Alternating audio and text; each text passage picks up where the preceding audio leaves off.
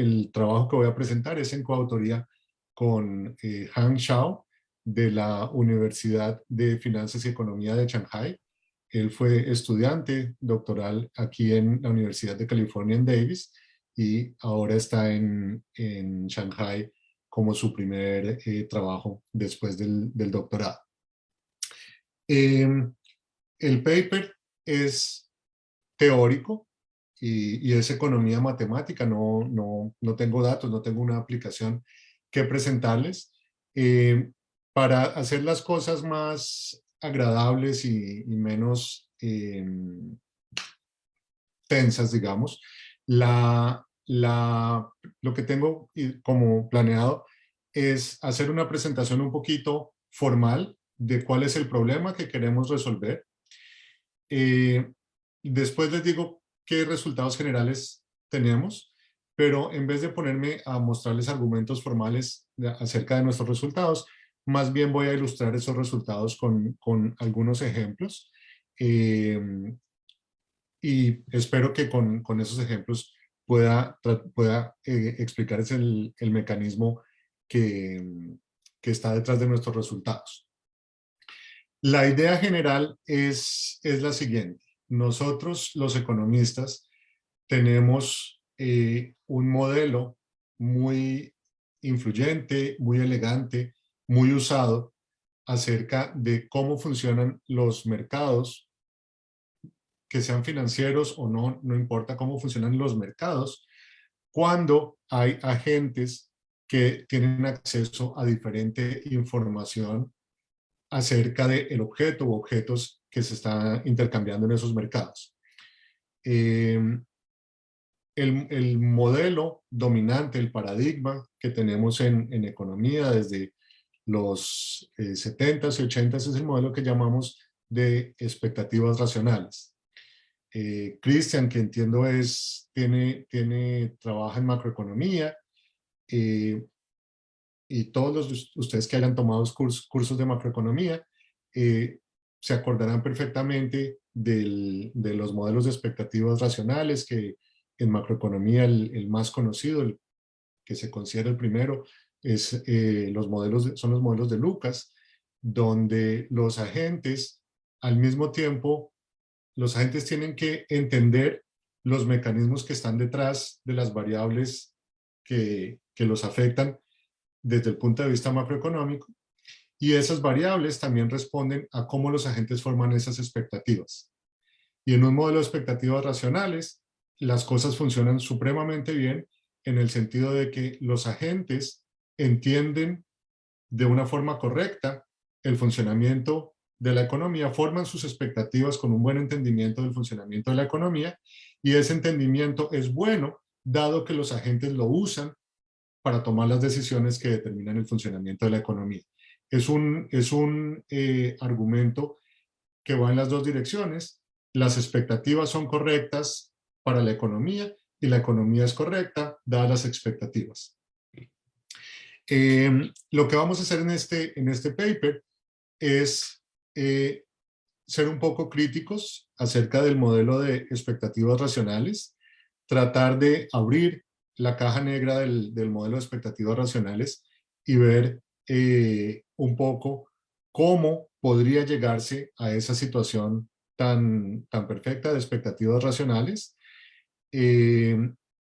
Por simplicidad, el resultado es mucho más general, pero por simplicidad lo vamos a hacer en un modelo de una economía financiera, donde la información en la que los agentes necesitan formar expectativas es acerca de la distribución de los riesgos que enfrenta la economía, pero esto podría perfectamente ser un mercado diferente, podría ser un mercado de bienes, donde la información, o un mercado bursátil, por ejemplo, donde la información que los agentes querrían entender o entienden de forma diferente es, por ejemplo, la distribución de la calidad de los bienes que se están vendiendo o la distribución de la rentabilidad de las firmas que se están vendiendo en el mercado bursátil. Entonces, voy a enfocarme en este modelo de mercados financieros, pero podría ser bastante más general que eso.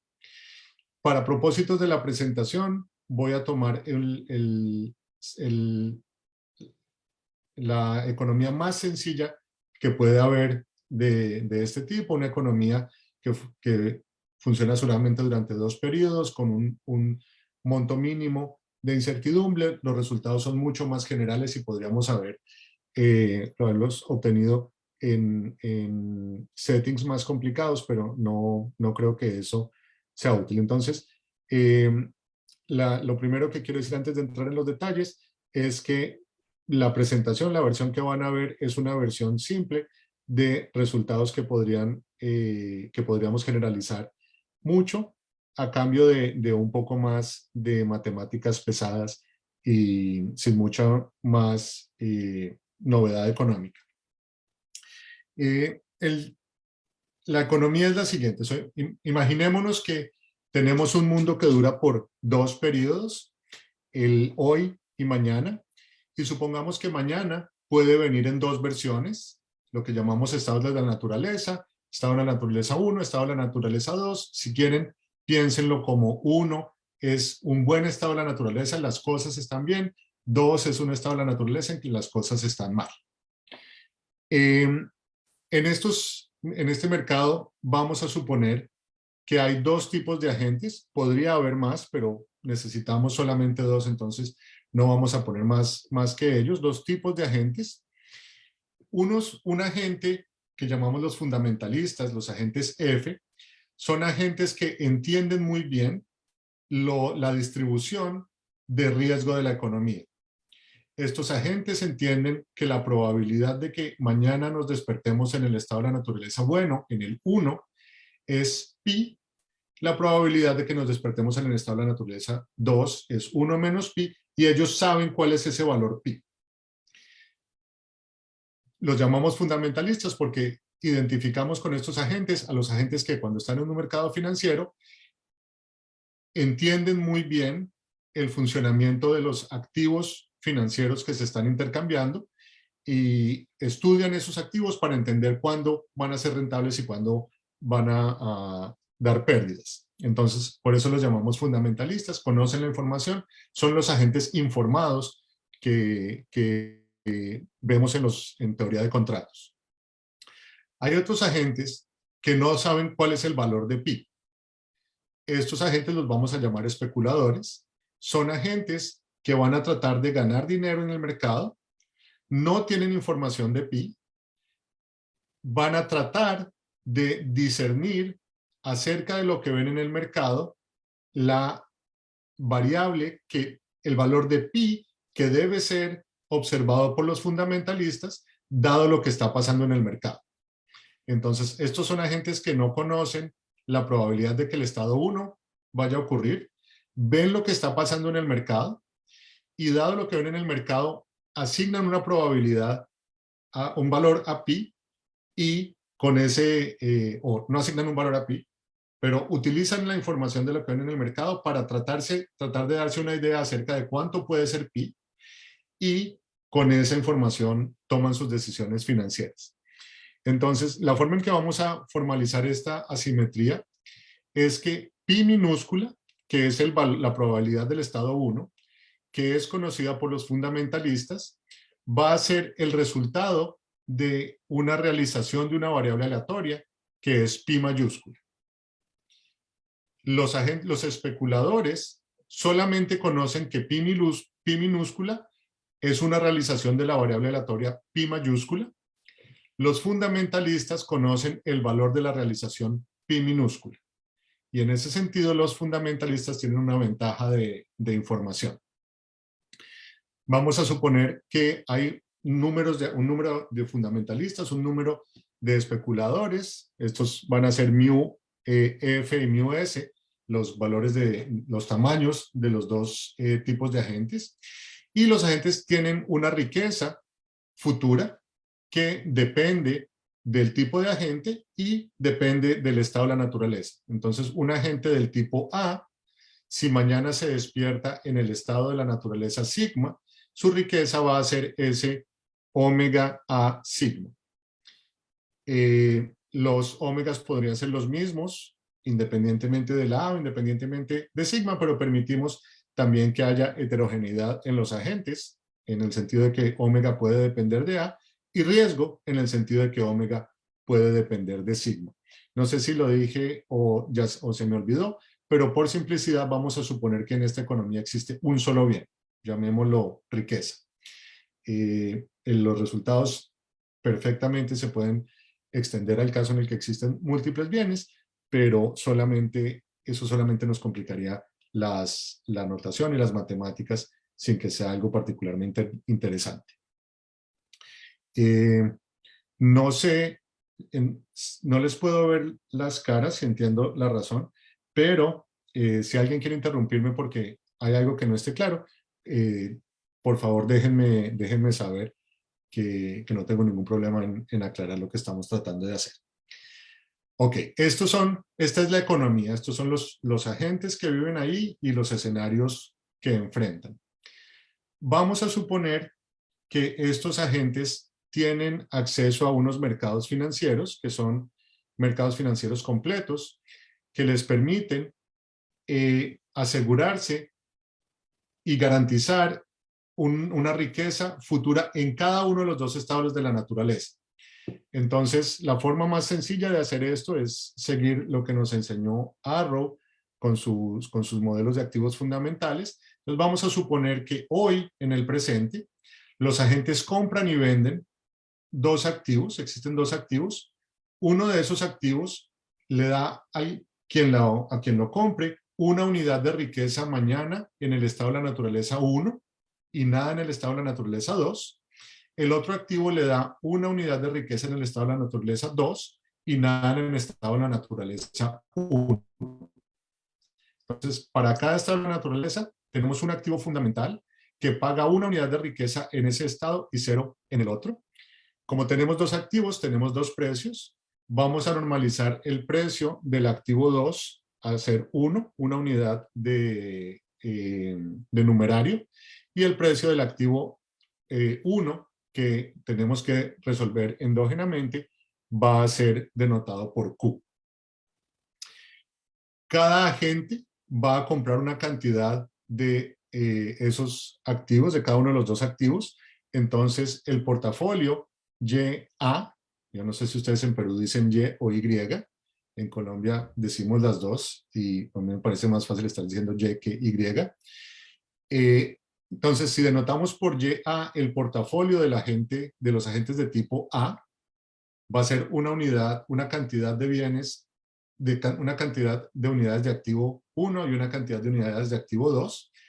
Si esa cantidad es positiva, es porque el agente compró unidades de ese activo. Si el agente vende unidades de ese activo, va a ser una cantidad negativa la entrada en ese portafolio. Y aquí está la diferencia entre los fundamentalistas y los especuladores. Esta es la ecuación más importante que tenemos en términos de escribir el problema. Esta es la utilidad esperada de un fundamentalista. Su riqueza en cada estado de la naturaleza va a estar dada por su dotación más el retorno de su portafolio, que en cada estado de la naturaleza está dado por el número de unidades que compró del activo que paga en ese estado de la naturaleza. El agente 1 sabe que la probabilidad los fundamentalistas saben que la probabilidad del estado de la naturaleza 1 es pi y la probabilidad del estado de la naturaleza 2 es 1 menos pi. Dado que ellos conocen pi, esta es la utilidad esperada de los fundamentalistas. Los especuladores no conocen pi. Entonces, cuando ellos toman decisiones, no podemos suponer que utilizan la pi correcta, porque no la saben. Si suponemos que ellos han recibido alguna información o han discernido algo o han concluido algo acerca de lo que ven en el mercado, denotemos por I la información. Yo sé que parece una J, pero créanme que es una I. Denotemos por I la información que los agentes especuladores han entendido o concluido de lo que observan en el mercado. Ellos solamente saben que pi es parte de esa información. Entonces, Mientras que un fundamentalista sabe cuando pi es 0.3, un especulador puede saber que pi está entre 0.2 y 0.4, nada más. ¿Ok? Por ejemplo. Entonces, como el fundamentalista, como el especulador no necesariamente sabe cuál es pi, no puede utilizar pi y tiene que utilizar pi mayúscula, la variable aleatoria de donde viene pi, y computar esta utilidad esperada sujeta a la información i que ha concluido. ¿Ok? Entonces, si quieren verlo, ustedes es como que hubiera dos niveles de incertidumbre en la economía. Un nivel de incertidumbre que es cuánto vale pi, cuánto es pi minúscula, y luego, una vez pi minúscula está determinado, hay un nivel de incertidumbre dado por cuál va a ser el estado de la naturaleza futuro. Nuestros fundamentalistas solamente viven el segundo nivel de incertidumbre. Dado pi, cuál va a ser el estado de la naturaleza en el futuro. Los especuladores viven los dos niveles de incertidumbre. Ellos no conocen pi minúscula y además tampoco saben cuál va a ser el estado de la naturaleza del futuro. Por eso es que aquí no tenemos necesidad de computar otra expectativa, mientras que aquí sí lo hacemos. La única restricción que estos agentes enfrentan es que el número de unidades que compren del activo 2 más el valor nominal de las unidades que compren del activo 1 tiene que ser igual a 0. Entonces, si yo quiero comprar unidades del activo 1, necesito vender unidades del activo 2 para financiar mis compras del activo 1. Y como el precio del activo 2 lo hemos fijado en 1, aquí no necesitamos estar multiplicando por nada más. ¿Ok? Jorge, ¿crees que vamos bien? Sí, profesor. Ok, perfecto. Listo, entonces, ¿cómo vamos a resolver este problema?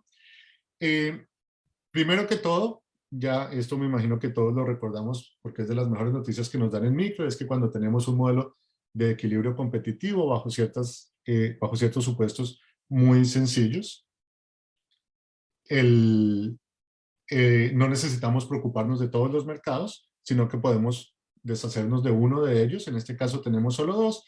Entonces voy a deshacerme del mercado del activo 2 y vamos a concentrarnos únicamente en el mercado del activo 1. ¿Ok?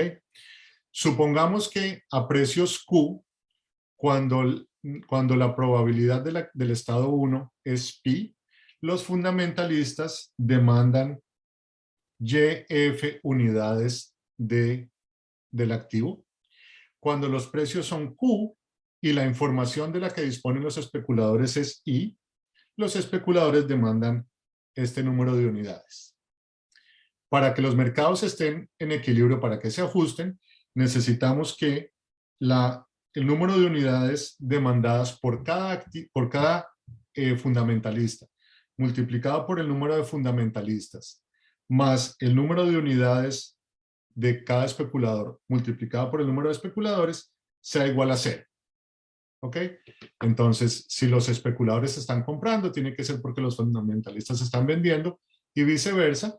Y la oferta agregada que haga uno de los dos tipos tiene que ser igual a la demanda agregada que haga el otro tipo. Entonces, aquí tenemos ya los portafolios individuales, digamos las demandas óptimas. Aquí tenemos la ecuación de equilibrio en el mercado. Entonces, si fuera un modelo en el que la información es simétrica, lo único que tendríamos que hacer es resolver esta Q como función de pi para encontrar el equilibrio competitivo.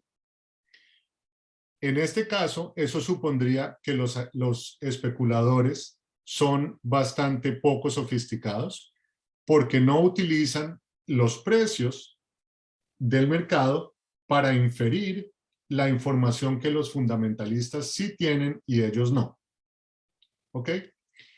Entonces, lo que necesitamos para cerrar este modelo es una función o una regla que nos diga cuando los precios que los especuladores observan son Q, ¿cuál es la información que ellos concluyen acerca del valor de pi minúsculo?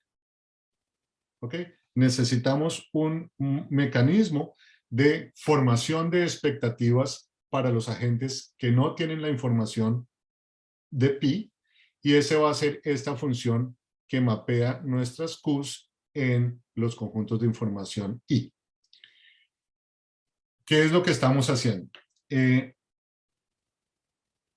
Yo no sé absolutamente nada de la calidad de una botella de pisco.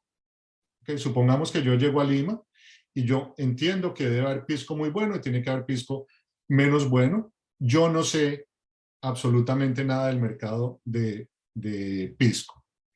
Jorge, que es un experto en pisco, sabe muy bien la calidad de un pisco, de una botella de pisco, simplemente con verla. ¿Ok? Entonces, cuando llegamos, estamos los dos al frente de una tienda donde venden pisco. Jorge mira una botella y sabe si el valor, no sé, Q, es razonable para comprar esa botella o no. Y lo hace. Y no, él no se pregunta absolutamente nada más, no necesita nada más. Él ve pi, él ve Q y decide cuántas botellas comprar. Yo no veo pi, yo solamente veo Q, pero también veo lo que hace Jorge. Y trato de entender, según lo que hace Jorge, qué tiene que ser lo que Jorge sabe que yo no, que explica lo que él hizo. Entonces, por ejemplo, una opción sería que cuando yo veo que Jorge paga una cantidad alta por una botella de pisco, yo intuyo que debe ser que esa botella de pisco es buena. Si veo que él no está dispuesto a pagar sino una cantidad muy baja, yo me imagino que es una botella de pisco mala. ¿Ok? Entonces, yo trato de entender, según lo que yo veo que está pasando en el mercado, la información que otros agentes del mercado sí tienen y yo no, y actúo óptimamente según esa información. No la ignoro, sino que la incorporo en mi proceso de optimización para ver cómo actúo. Obviamente existe un problema, y es que, ¿qué pasaría si la definición que yo tengo de bueno y la definición que Jorge tiene de buen pisco son diferentes? ¿Ok? Yo veo que Jorge compra un pisco caro y yo digo, ese pisco debe ser bueno, entonces lo compro, pago una cantidad de dinero alta por esa botella de pisco y luego voy y lo pruebo y a mí no me gustó. ¿Ok? Porque, ¿por qué tendrían que ser mis preferencias iguales a las de Jorge? Entonces, lo que yo voy a hacer es que voy a hacer varios intentos, voy a comprar esta botella, a ver cuánto paga Jorge, voy a comprar esa otra botella, a ver cuánto paga Jorge, los pruebo y ahí entiendo, según lo que Jorge paga y lo que he visto, veo la calidad, según mis propias preferencias, del pisco según el precio que Jorge paga. Cuando entiendo esa relación, entonces voy y actúo según esa relación. Y ahora comienzo Jorge paga dólares por esa botella de pisco, pero esa es una botella de pisco que es buena en cierto sentido, pero por ejemplo, no sé, es muy fuerte para mi gusto. Entonces puede que él esté dispuesto a pagar 10, pero yo creo que en realidad vale es 9. Inicialmente yo le hubiera comprado a 10, porque yo me imaginaba que si Jorge pagaba 10, era que valía los 10. Ahora veo que Jorge paga 10 y, ok, eso va 10 para Jorge, pero para mí solamente 9. ¿Ok? El problema que nosotros queremos resolver es el siguiente. Cada vez que yo aprendo una relación del precio del pisco a la calidad del pisco, yo voy a comportarme diferente. Una vez yo me comporto diferente, el mercado como tal va a comportarse diferente, porque si todos los especuladores hacemos algo diferente, entonces el mercado va a comportarse de una forma diferente. Y una vez el mercado se comporta diferente, entonces lo que nosotros habíamos entendido acerca de la relación entre el valor del pisco y la calidad del pisco cambia, porque ahora para una misma calidad del pisco, los precios a los que se venden va a ser diferente porque los especuladores están comprando diferentemente. Entonces nos toca volver a hacer un proceso de observación, volver a aprender la relación entre calidad y precio del pisco. Una vez la aprendemos, la aplicamos e infortunadamente, una vez la aplicamos, la relación cambia y tenemos que aprenderla de nuevo. La pregunta que queremos resolver es este proceso de aprender la relación entre la calidad y el precio del pisco, ¿hacia dónde nos va a llevar? ¿Va a llevarnos hacia mercados estables en las que finalmente ya hemos aprendido y todos entendemos bien la calidad del pisco que estamos comprando? ¿O va a generar un caos en los que tratando de aprender cada vez cometemos errores y esos errores se convierten en más errores en el futuro y en más errores en el futuro y el mercado entra en un comportamiento totalmente desordenado? ¿Ok? Jorge, no sé si el ejemplo del pisco fue bueno o malo y algún día Sí, me tendrás que explicar. Ok, entonces, volviendo al modelo, ¿cuál es el punto de referencia analítico que nosotros tendríamos en este modelo? Como les dije, todos los economistas en un modelo como este, inmediatamente pensaríamos en los modelos de expectativas racionales. ¿Qué es un equilibrio de expectativas racionales en este caso? Para ser claros, expectativas racionales, primero que todo, no son una creación de Lucas. Antes que Lucas, ya otro señor llamado Muth había propuesto la idea de expectativas racionales y otras personas en microeconomía también comenzaron a estudiar expectativas racionales con una forma un poquito diferente de lo que lo hizo Lucas, y yo voy a seguir más esa tradición más micro que la de Lucas. Un equilibrio de expectativas racionales es una función que me dice para cada pi cuál va a ser el precio al que los mercados están en equilibrio. Si pi cambia, el comportamiento por lo menos de los fundamentalistas va a cambiar. Entonces el precio al cual demanda y oferta se hace igual va a ser diferente. Entonces necesitamos una función que nos diga para cada pi cuánto es Q. Un equilibrio de expectativas racionales es una función Q, particular la vamos a llamar Q barra, que tiene la propiedad de que esta igualdad entre oferta y demanda, que está aquí, se satisface para cada pi cuando dos cosas ocurren. Q es el que está dado por la condición de equilibrio, por la función de equilibrio de expectativas racionales. Esa es la primera condición, digamos, esa es la obvia. La que nos hace falta es cómo depende la información de los especuladores de Q. Y lo que el modelo de expectativas racionales dice es los agentes que no tienen información conocen esta función Q barra, la conocen y la utilizan para entender que si el precio que ellos observan es Q, el estado de la naturaleza pi o la probabilidad pi tiene que ser alguna de las pi's cuyo Q es el que están observando. ¿Ok? Entonces, no sé si vale, a ver, voy a volverle a escribir. Es una condición que requiere que para todo valor de pi, lo siguiente sea cierto. El número de fundamentalistas por el portafolio que tienen los fundamentalistas a los precios Q de pi y pi, más el número de especuladores por el portafolio de los especuladores a los precios Q de pi, y utilizando la información que se puede entender por Q de pi, esta suma tiene que ser igual a 0. ¿Ok?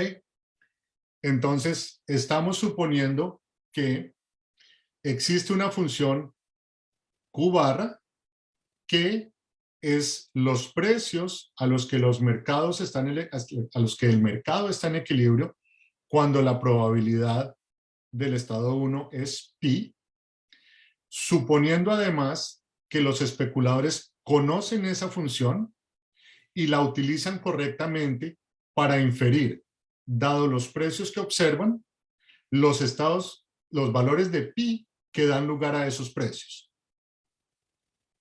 ¿Ok? Una propiedad extra es que además podría ocurrir que el único pi consistente con Q de pi sea pi mismo. Podría ocurrir que esa función sea tal, esa función Q barra sea tal que no haya dos valores diferentes de pi que nos dan lo mismo valor de Q. Cuando eso es así, se dice que el equilibrio de expectativas racionales es de revelación completa. ¿Qué quiere decir? Yo no sé cuál es el valor de la calidad que Jorge sí sabe. Yo veo los precios de mercado. Yo entiendo que los precios que yo observe dependen de lo que Jorge sabe. Y una vez yo veo el precio al que se está vendiendo el pisco, yo sé exactamente el valor de pi que Jorge sí sabía antes de entrar a la tienda y que genera el precio que yo estoy observando. Ese precio que estoy observando tiene en cuenta ya cuánto pisco yo voy a comprar a ese precio. Se sostiene en el sentido de que una vez yo observo ese precio, la cantidad que yo demando, los especuladores demandamos, y la cantidad que los fundamentalistas ofrecen pone al mercado en equilibrio. ¿Ok? Es, como les digo, es elegantísimo, es súper útil en economía. No voy a venir yo ahora a decir que expectativas racionales no es un buen modelo, pero noten que tiene un aspecto un poco de ser demasiado bueno, si ustedes lo quieren. Porque estamos poniendo dos condiciones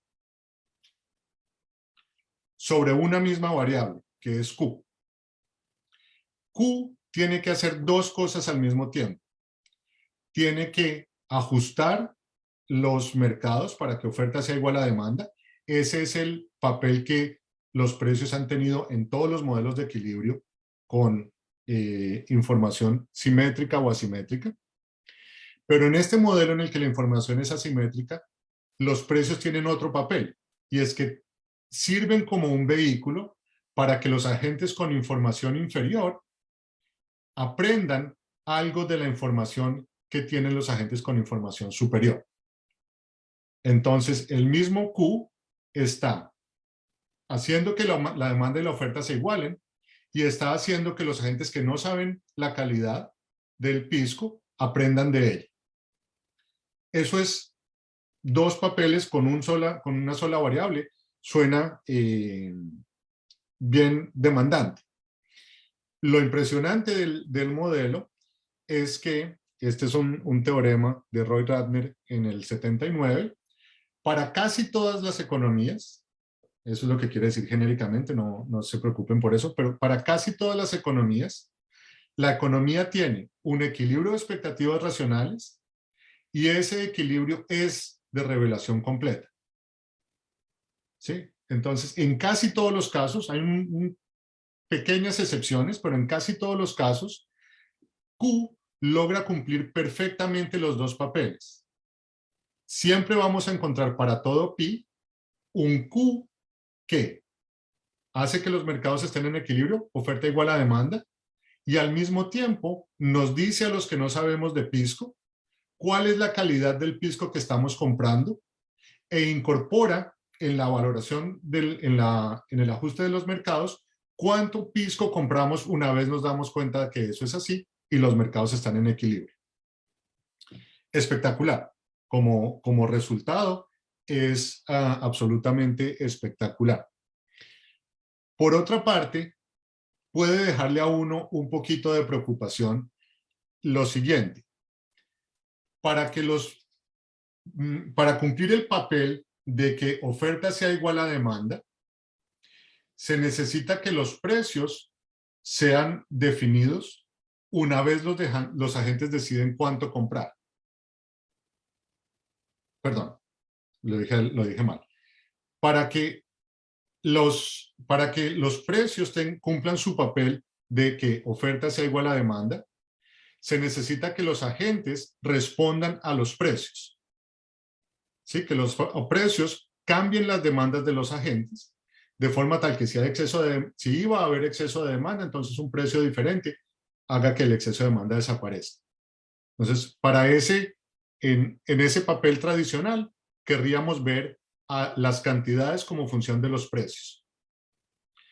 Por otra parte, para que los precios puedan entregarle a alguien una información, se necesita que los precios incorporen esa información.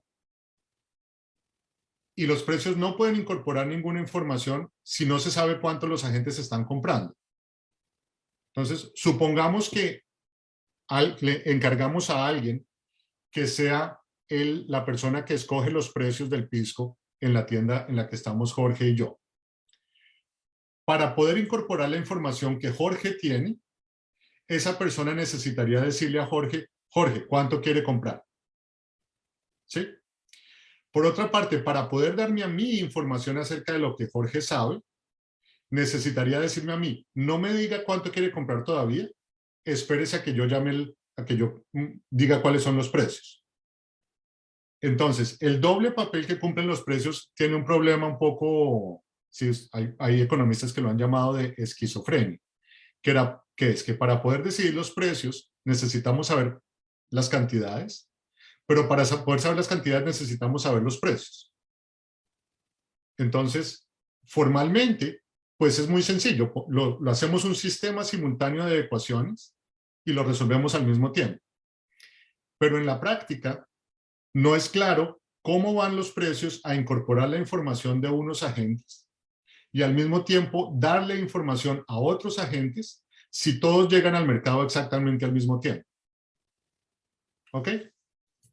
Entonces, esta es una crítica que se le hizo no solamente, bueno, esta es una crítica que se le ha hecho al modelo de expectativas racionales y es esta doble función que cumplen los precios es un poco idealizada. Formalmente, en un papel y un lápiz, en una ecuación, funciona muy bien, pero en la práctica requiere un poco de imaginación que todo se haga y que todo pase también como en el resultado de Radner. Ok, déjenme hacer un paréntesis. La otra gran rama que tenemos en economía, el otro gran concepto que tenemos en economía, en microeconomía, de equilibrio es el equilibrio de Nash en juegos. Imaginémonos en juegos simultáneos. En equilibrio de Nash, cada agente, cada jugador decide su acción simultáneamente. Y el equilibrio es una situación en la cual una vez las acciones de todos son comunicadas, ningún jugador se arrepiente o lamenta la acción que jugó una vez ve las acciones que están jugando los demás. Nuevamente hay un poco de esquizofrenia allí, porque para yo no puedo saber lo que los demás jugadores están haciendo cuando yo decido qué jugar. Pero en equilibrio, para yo saber si mi decisión fue buena, necesitaría saber lo que los demás agentes hicieron. Entonces, o espero a que los demás agentes decidan para yo decidir, lo cual no puedo hacer porque tengo que decidir simultáneamente, o tomo una decisión que no necesariamente es óptima porque no tengo la información que necesito para determinar si esa información es óptima o no. El mismo tipo de esquizofrenia podría aplicársele o podría usarse para criticar el modelo o la idea de equilibrio de Nash en juegos simultáneos.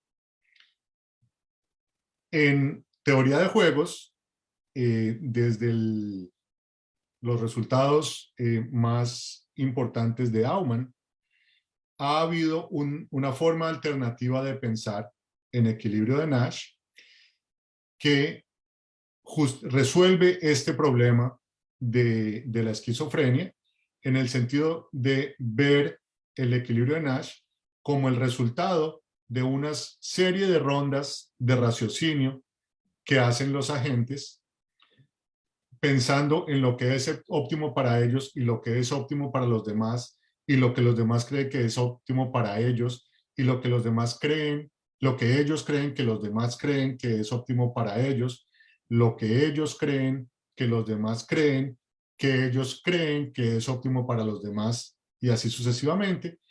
Y eso creó lo que se suele conocer en teoría de juegos como teoría de juegos epistémica.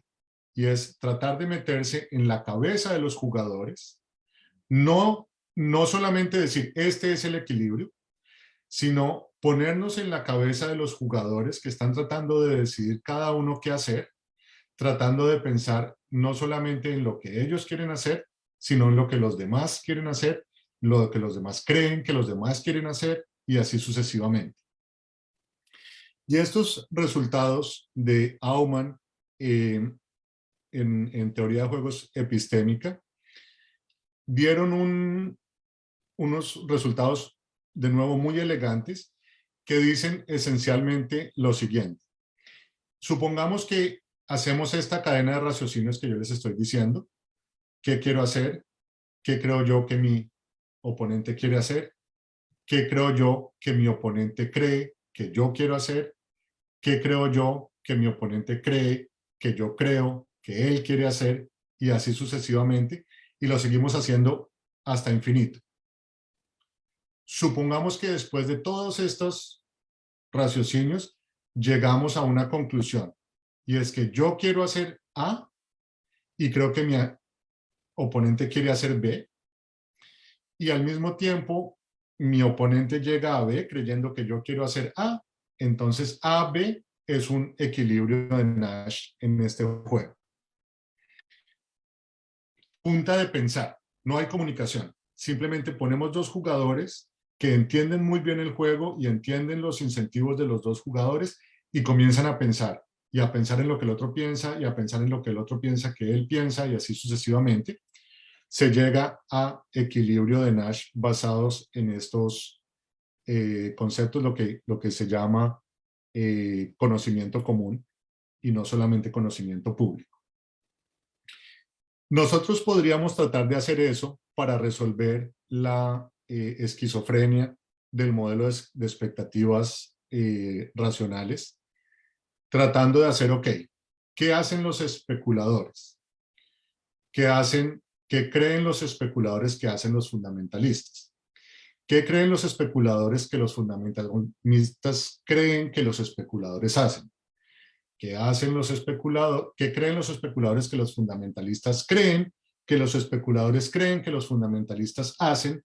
Y así sucesivamente hacia infinito.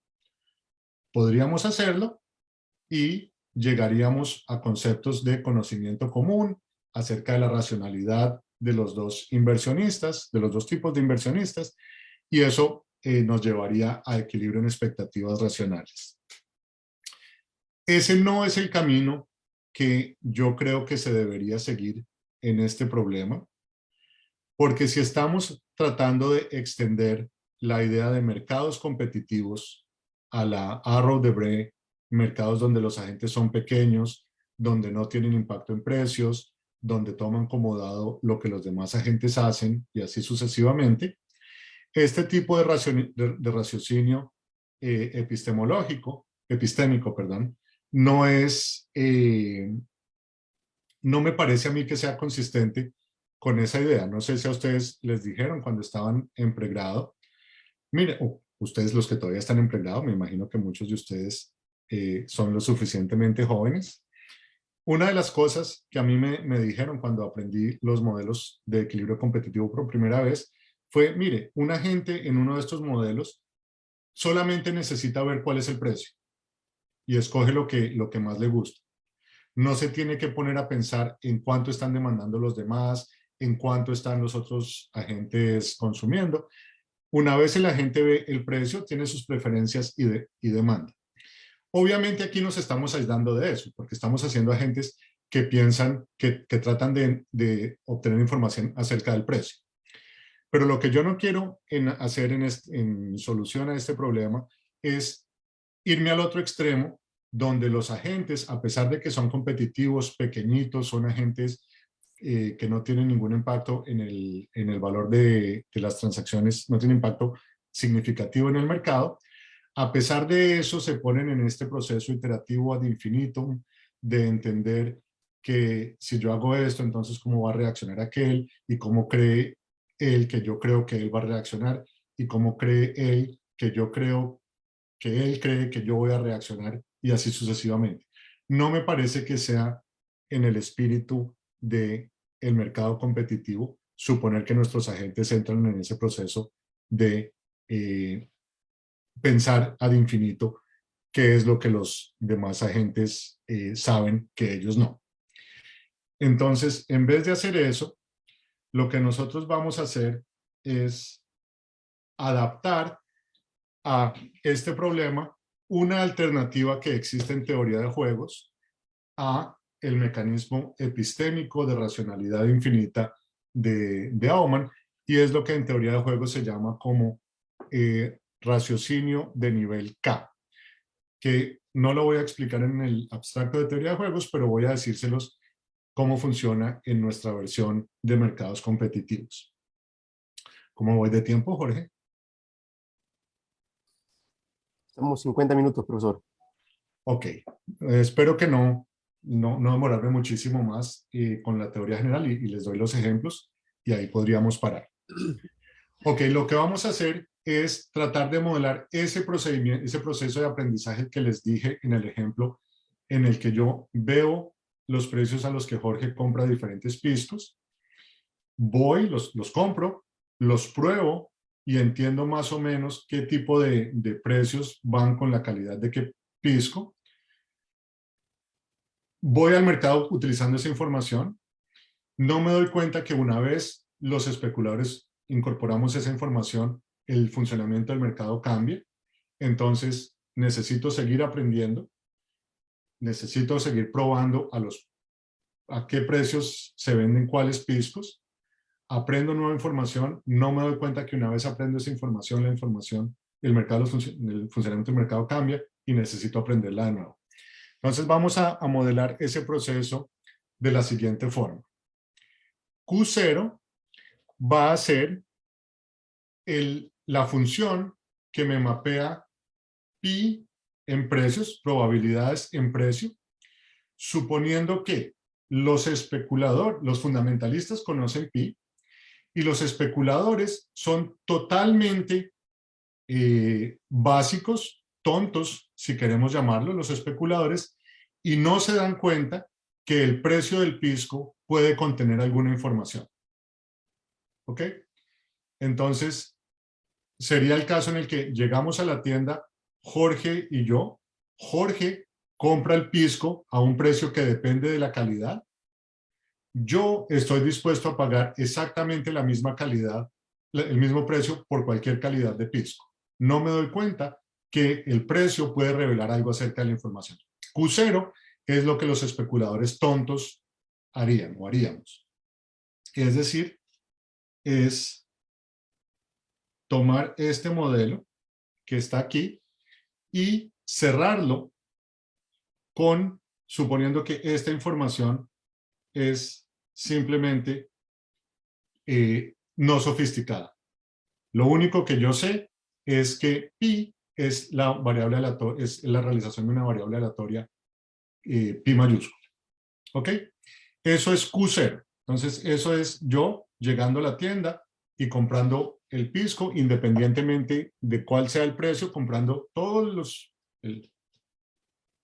repetidamente comprando todos los piscos, independientemente del precio, y viendo después cuál era la calidad de cada pisco y escribiendo en un cuadernito: a este precio compré pisco de esta calidad, a este otro precio compré pisco de otra calidad, pero yo no, todas las cantidades que yo compré inicialmente eran independientes del precio al que estaba el Pisco.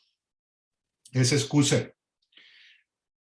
Supongamos que yo escribo en un papelito la información de esa relación entre calidad y precio, y luego cuando voy al mercado veo el precio, a qué precio se está vendiendo cada pisco, miro en mi cuadernito la calidad que yo creo, y con esa calidad que yo creo optimizo qué pisco compro y qué cantidad de cada pisco compro. Lo hago, me llevo el pisco para la casa, lo pruebo y me doy cuenta que lo que yo tenía en el cuadernito cambió un poco. Porque como yo cambié mi comportamiento, Jorge no, pero yo sí, los precios a los que el mercado se ajustó cambiaron un poco. Entonces yo refino lo que estaba escrito en mi cuaderno. Vuelvo al mercado, y esto que escribí en mi cuaderno es Q1. Es la versión del especulador que utiliza la información que se aprendió la vez pasada cuando se estaba utilizando, cuando los especuladores éramos tontos y utilizábamos Q0. Después de esto, voy con mi información Q1, vuelvo al mercado, tengo una nueva versión del cuadernito, vuelvo a hacer el mismo proceso, compro, veo el precio, infiero una calidad, compro según esa información, vuelvo a mi casa, pruebo el pisco y vuelvo a refinar mi cuadernito y a reactualizar la información. Ese va a ser Q2 y así seguimos hacia infinito.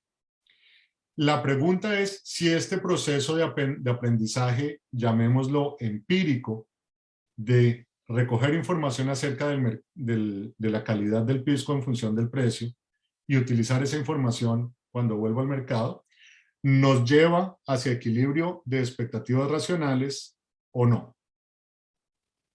Si nuestro modelito nos garantiza que este proceso de aprendizaje converge a expectativas racionales, yo diría es una buena noticia para el modelo de expectativas racionales.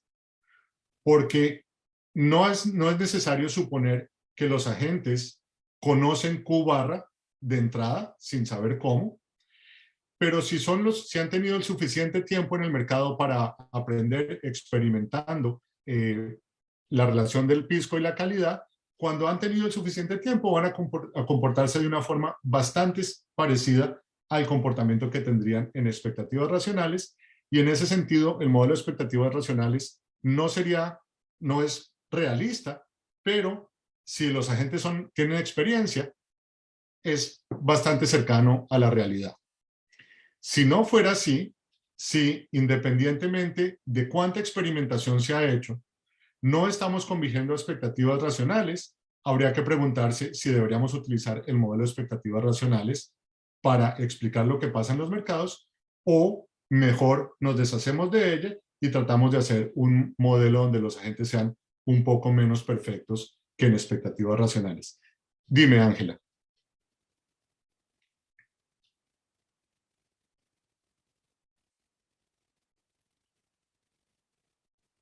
Me parece que ahí fue un pequeño error de presionar un botón. Ok. Vale, si hay preguntas, no duden en interrumpir. Ok, entonces esta es la pregunta que nosotros queremos resolver. ¿Qué condiciones podemos encontrar en los fundamentales de nuestro mercado?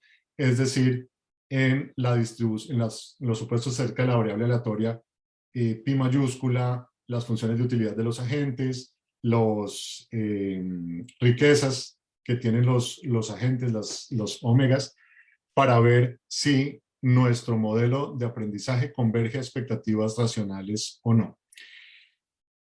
Aquí hay un poquitico de matemáticas que nos podemos ahorrar. Les voy a dar un resultado, olvídense de los detalles, no importa mucho. El resultado es relativamente intuitivo, se los puedo explicar con el ejemplo del pisco, Jorge y yo. Y después más bien se los ilustro, y otro par de resultados con los ejemplos, y nos vamos a la parte de discusión. Lo que está ocurriendo en este mercado es que hay dos tipos de agentes. Los agentes que saben y los agentes que necesitan aprender. si el proceso de aprendizaje de los segundos agentes converge hacia entender el mercado también como los agentes que saben, depende, no sorprendentemente, en qué tan importante, qué tanto impacto tienen en términos relativos los agentes que ya saben versus los agentes que todavía necesitan aprender. Si hay muchos agentes o agentes muy ricos que ya saben y o pocos agentes o agentes relativamente pobres que necesitan aprender, es decir, si son pocos tratando de aprender de muchos, el mecanismo de aprendizaje va a converger.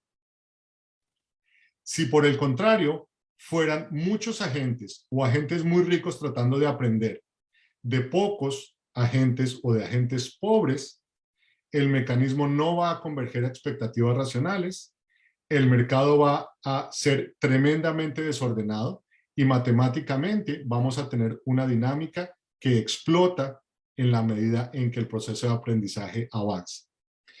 La razón es la siguiente. Supongamos que Jorge, no quiero, puse a Jorge, pero no quiero que después crean que él es el experto en Pisco. Supongamos que Jorge tiene 10 veces mi presupuesto para Pisco. Él puede comprar mucho Pisco, yo puedo comprar poco. Cuando yo llego y digo que voy a comprar una gran cantidad de Pisco, independientemente de qué precio está, para tratar de entenderlo, y trato de entender por qué Jorge pagó más por unas botellas que por otras, yo estoy cometiendo un error. No estoy actuando óptimamente. No estoy actuando en la forma en que actuaría si tuviera la información. Este error distorsiona un poco el comportamiento del mercado y no nos permite que llegue, es inconsistente con expectativas racionales. Yo reconozco que cometo un error, pero cuando utilizo la funcioncita y vaya al mercado, voy a tener una función diferente. La pregunta es si esa función que es diferente es mejor o peor que la función que yo tenía inicialmente en la que no sabía nada. Esa función está distorsionada por un error, pero la función inicial también estaba distorsionada por un error, que era mi total ignorancia. Intuitivamente, si el sector informado del mercado es grande y el sector no informado es pequeño, pues el error que yo cometí va a ser pequeño y un error pequeño hace que la siguiente función que yo utilice sea una mejor función que la función inicial. Eso ocurre cuando Jorge tiene un mucho mayor presupuesto o cuando hay muchos Jorges en el mercado y pocos Andreses, o los Andreses tienen un presupuesto bajo. Ahora, supongamos que lo contrario ocurre y hay un Jorge con un presupuesto bajo y hay 10 Andreses con un presupuesto altísimo. Cada Andrés está cometiendo errores y esos errores están distorsionando el funcionamiento del mercado. Cuando tratamos de aprender, estamos aprendiendo por medio de una función que está contaminada por muchos errores y por errores muy grandes. Esa función contaminada es el mecanismo detrás del resultado. Esa función contaminada no es mejor que la función inicial, es de hecho peor. Vamos y la utilizamos en el mercado y cometemos errores aún más grandes que los que habíamos cometido inicialmente. Y esos errores nos dan una función aún más distorsionada en el mercado, de la cual nosotros tratamos de aprender. Pero estamos aprendiendo de una función aún peor y eso hace que la siguiente función sea aún peor, incorpora aún más distorsiones en el mercado y nos va a ir alejando de las expectativas racionales. Entonces, si tuviéramos muchos agentes, muchos fundamentalistas o fundamentalistas ricos, en comparación con el número de fundamentalistas y la pobreza o la riqueza de los fundamentalistas, vamos a converger a expectativas racionales. Si no, vamos a diverger y el modelo de expectativas racionales no serviría. Eso es lo que está capturando esta segunda condición que está aquí. Es una condición que involucra el tamaño de cada uno de los sectores, de los especuladores versus los fundamentalistas, y el poder de mercado que cada uno de ellos tiene, el impacto en el mercado que cada uno de ellos tiene. Noten que el numerador se refiere a los fundamentalistas, el denominador se refiere, perdón, el numerador se refiere a los especuladores, el denominador a los fundamentalistas, y necesitábamos que esa fracción fuera menor que 1. Había una pregunta de Cristiano Ronaldo. Cris, dale. No se preocupe, profesor. Ahí hemos dejado un link para que puedan realizar su consulta directamente. Ok, entonces sí. Listo, vale. Ok, ese es el resultado, digamos, la versión más general del resultado. Quiero mostrarles un par de gráficas porque quiero destacar dos cosas que pueden no ser obvias. La primera gráfica va a ser cuando las cosas funcionan bien y vamos a ver los mercados convergiendo. Después voy a mostrarles qué pasa cuando los mercados divergen y después voy a mostrarles que aun cuando los mercados convergen, hay una cosa que es que en nuestro modelo da, que es incapaz de explicar el modelo de expectativas racionales. Entonces, supongamos que yo llego al mercado siendo totalmente tonto acerca de el hecho de que los precios pueden incorporar información acerca del mercado, de la calidad del pisco. Estos gráficos que están aquí son ejemplos, las funciones de utilidad que están detrás de los gráficos son logarítmicas, solamente porque son las que son más limpias en el álgebra.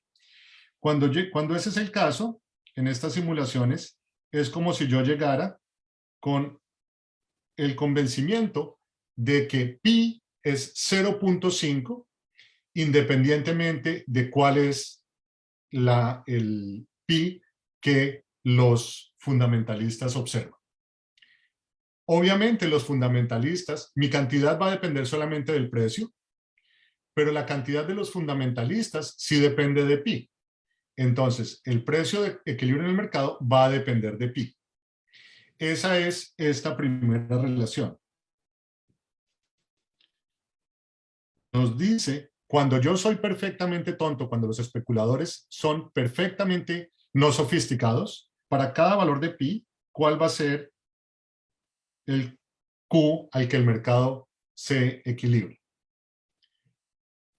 Si yo en mi cuadernito escribo esta función y vuelvo al mercado, entonces yo voy a entender que si el valor que observo es 0.7, el pi que debe estar detrás de ese 0.7 es algo así como 1.8. Perdón, lo digo al contrario. Si el Q que yo observo es 1.8, el pi que debe haber observado Jorge debe ser algo como 0.7. Y actúo según esta grafiquito azul. El comportamiento de Jorge no cambia, sigue siendo una función solamente de Q y de pi. Pero mi comportamiento, que depende solo, yo no conozco Q, depende solamente de pi, ahora es diferente porque al mismo Q que antes, yo ahora no le atribuyo un pi de 0.5, sino que le atribuyo un pi de 0.7. Como mi demanda cambia, los precios a los que el mercado está en equilibrio van a cambiar. Haciendo eso para todos los diferentes valores de pi, vamos a tener una nueva funcioncita, que es esa función verde, y es la función de los especuladores, que en su cuaderno tienen escrita la función azul y la están utilizando para inferir Q basados en P.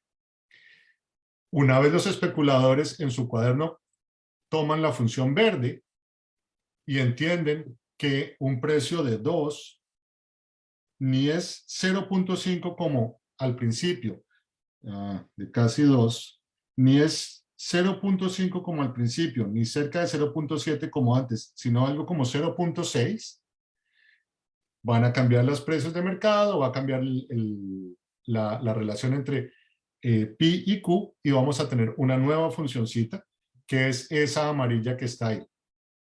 Cuando los especuladores utilizan la amarilla, la función cambia, y la que aparece es la azul más oscura, que está en la mitad. Y cuando ellos utilizan la oscura, va a aparecer otra y otra y otra. Si ustedes ven, estas funciones parecen estar convergiendo y en este caso es así y las funciones están convergiendo, ¿no? Es difícil distinguir la función azul oscura de una función roja que está allí, que es la función de equilibrio en expectativas racionales. Este equilibrio ocurre cuando en este ejemplo, la cantidad de especuladores es igual a la cantidad de fundamentalistas y cuando tenemos fundamentalistas ricos y especuladores pobres. ¿Ok? Este es un buen escenario. Permítanme ahora mostrarles, sin estar haciendo toda la iteratividad, lo que pasa cuando tenemos lo contrario. Especuladores ricos y fundamentalistas pobres, y traje un ejemplo bastante exagerado. Perdón, ignorémoslo. Esto puede ocurrir que mi función no se comporte lo suficientemente bien. Matemáticamente podemos tratarlo de alguna forma, introduce algunas no diferenciabilidades en las funciones, pero ese es un problema de segundo orden. Esto es lo que pasa cuando tenemos especuladores pobres y fundamentalistas ricos. Comenzamos con los fundamentalistas, con los especuladores que creen que la probabilidad es 0.5 con certeza. Cuando utilizan esa probabilidad, el comportamiento del mercado es relativamente normal y nos da esta funcioncita, que es la primera función de la iteración, que está allí. Y si ustedes recuerdan, la otra función era bastante más curva. Esta es mucho menos,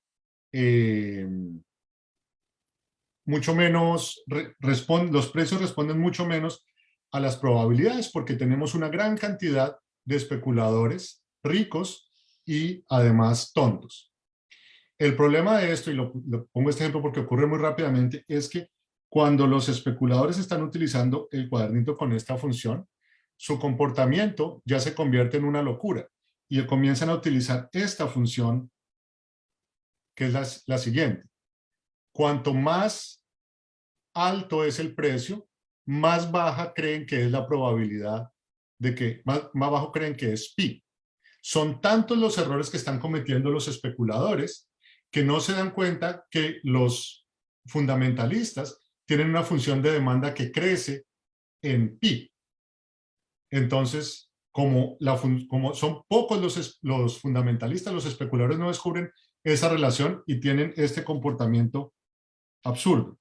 Y la consecuencia de ese comportamiento absurdo es que una vez se aprenden eso, comienzan a comportarse así una vez están utilizando el mapa verde claro, y una vez conocen este mapeo, entonces comienzan a comportarse así, y el mercado termina explotando en un desequilibrio perfectamente no informativo, donde los fundamentalistas saben que la probabilidad puede ser 0.5 y los especuladores creen que la probabilidad es 0.99 o 0.01 y cualquier pequeña variación de los precios los hace cambiar de un extremo a otro y el mercado nunca se va a equilibrar, no va a converger.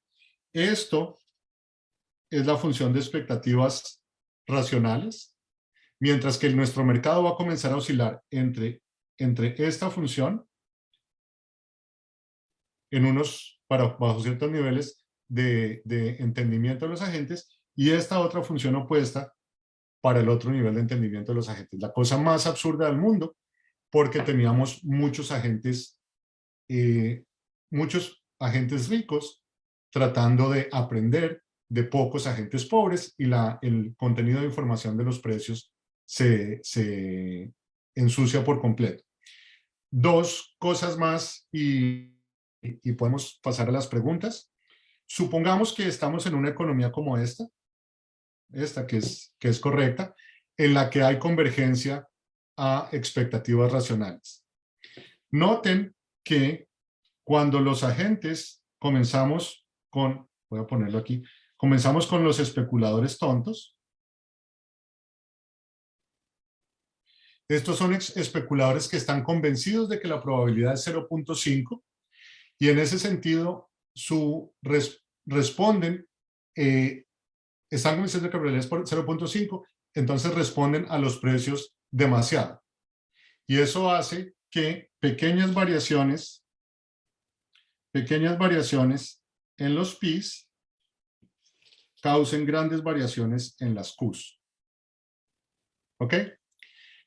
Una vez los agentes comienzan a utilizar este mapa rojo, que responde muchísimo a variaciones en P's grandes variaciones en Pi, crean pequeñas variaciones en Q. No sé si lo dije al revés, pero esta es una Q que responde poco a Pi. Una vez ellos comienzan a utilizar eso, el siguiente mapa que resulta es este, en el que pequeñas variaciones de Pi causan grandes cambios en Q. Pequeñas variaciones en Pi causan grandes cambios en Q. Una vez comienzan a utilizar pasamos de nuevo a otra función en la que grandes variaciones de Pi crean pequeños cambios en Q. Resumiendo, nuestro proceso de convergencia, supongamos que la función converge, estamos en uno de los buenos escenarios. La convergencia no es monótona, es una convergencia oscilatoria en la que se pasa de funciones que son menos sensibles al cambio en los fundamentales que las expectativas racionales a funciones que son mucho más sensibles a los cambios en los fundamentales. Entonces, si viéramos la volatilidad de precios de los activos a lo largo del proceso de convergencia, tendríamos una función que es como esta. Esta es la volatilidad que ocurre en expectativas racionales.